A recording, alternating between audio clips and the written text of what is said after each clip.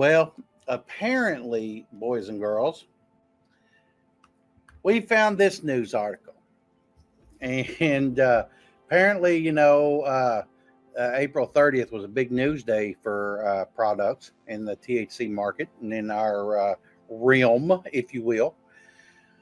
So the Connecticut House is apparently voting to set standards on THC products, and they're everybody's getting weird about these drinks, and they're looking into some things, and it's something we're going to have to discuss. Okay, so 3 years after the legalization of recreational marijuana in Connecticut, the state is moving to curb the I have to get my tongue out of the way, proliferation of unregulated cannabis and hemp products now being sold in convenience store, vape shop, and gas station. Well, they are regulated as far as the age requirements. But other than that, that's very true. The FDA is not signing off on these, and they're not telling you that they're not telling you anything. They don't have any kind of what's in them or anything on the back of them. That's a problem. If they should be ingested, if they shouldn't be ingested.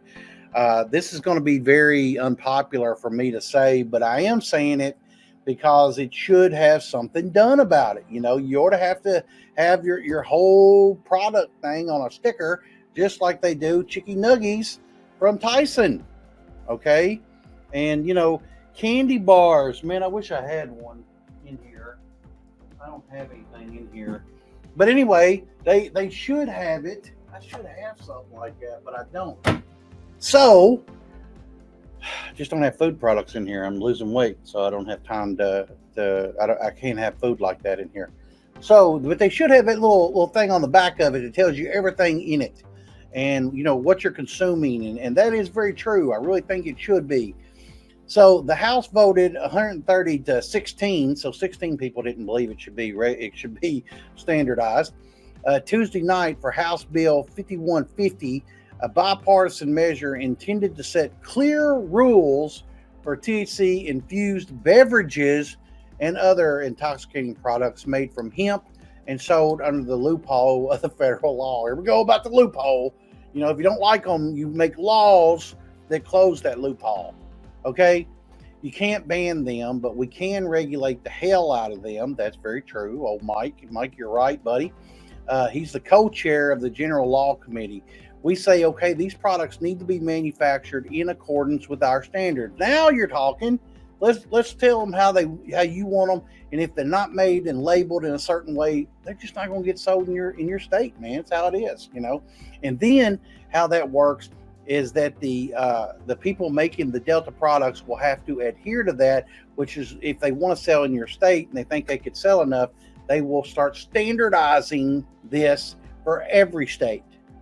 And which is a good thing. I think that's a great thing for, to happen, man.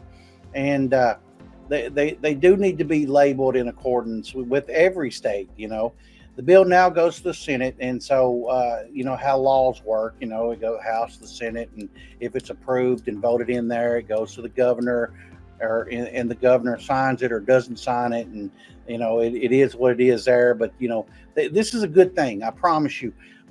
Read this article, and it's full of a lot of things in here, man, that I think, you should read. Apparently, they want these rules in order to have some safe practices, for the people of Connecticut. And in all honesty, there's 49 other states that are going to look at that as well. But some of those states have already just thrown the damn bathwater out with the baby and said, hey, man, we don't want this shit in our state anyway. And, if that's what the state wants, man, that's what the people of that state want. Okay, that's the way it goes.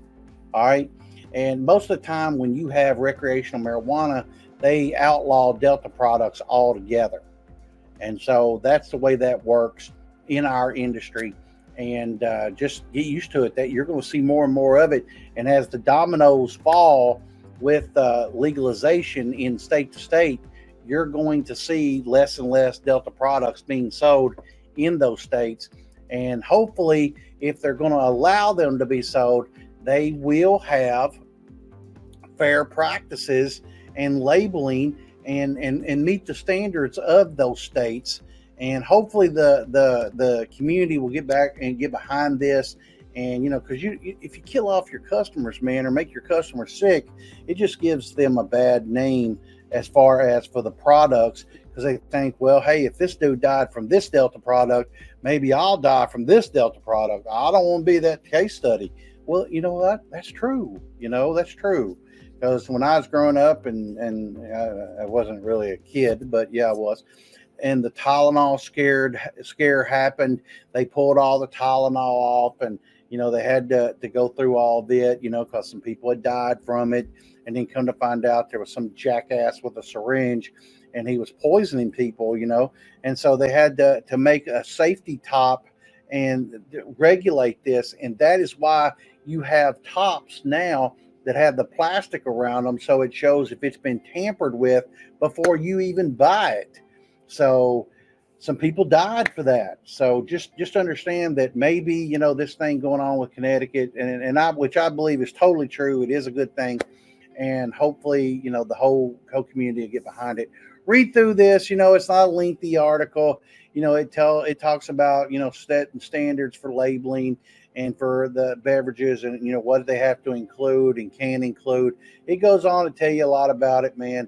And they're going to keep coming back to this, and you're going to see this getting. If you're going to make an industry out of something, they tend to drill down a little bit on it, or a lot, with what we have here.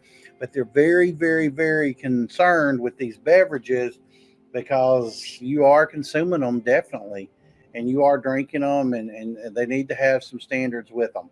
So check out the article. The CT Mirror, wrote a pretty good article here, and we'll have more. So look out. Here we come. All right. Bye.